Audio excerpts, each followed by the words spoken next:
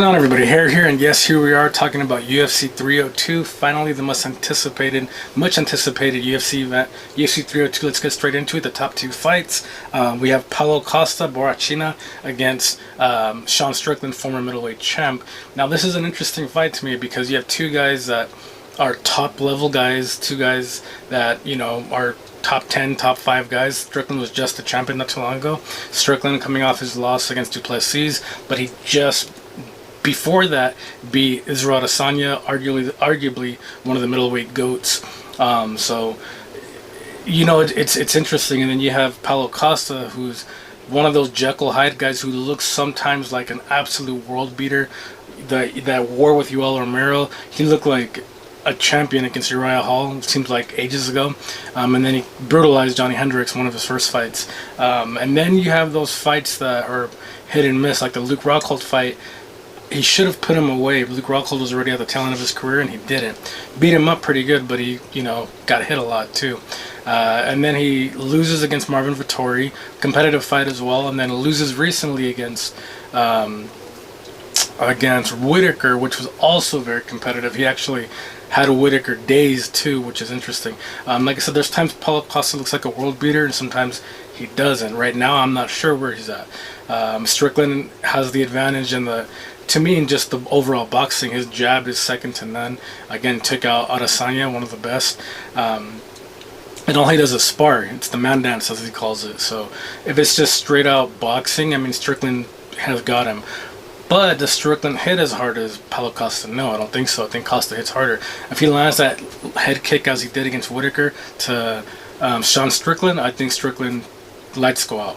So what I think is going to happen, if it's going to be just a sparring match like Strickland likes, Strickland's going to piece him up.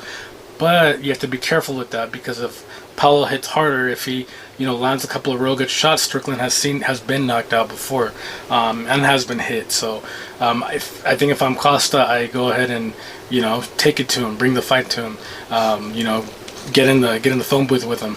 But what do I think's gonna happen? What I want to happen, I want Costa to win.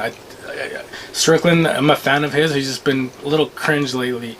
He's been calling out people for, you know, being sensitive with his upbringing, but he's not sensitive with other people's upbringing. And I'm one who I think, you know, is, if you're gonna give it, you gotta take it too, and he hasn't.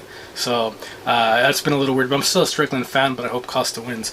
Next, you have the lightweight championship with Islam Makhachev against Dustin Poirier. Probably Poirier's last chance at getting the belt. Islam has been a world beater, beating everybody. Poirier has been just murking dudes too. He's been beat as well.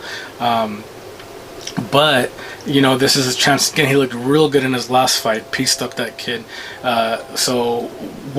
If Makhachev takes him down, it's going to be a rough night for Poirier. I want Poirier to win. I hope Poirier pieces him up. I hope Islam stands with him so Poirier can piece him up. I think Poirier has one of the best stand-ups in MMA. Just great exchanges, has a great chin.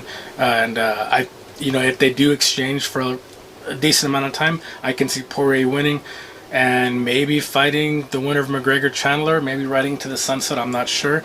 But I think this is his last real chance of getting a title, and I think he gets it. Might be me going on a limb, but yeah, I think he gets it. I got Dustin Poirier becoming the new lightweight champ, possibly riding up to the sunset, but I'm not sure. He said he didn't want to fight for too much longer. Why not retire on top as champion? Obviously, the more will happen once McGregor-Chandler fight, but I'd like to see Poirier get his belt and see what happens after that. This is the Herd.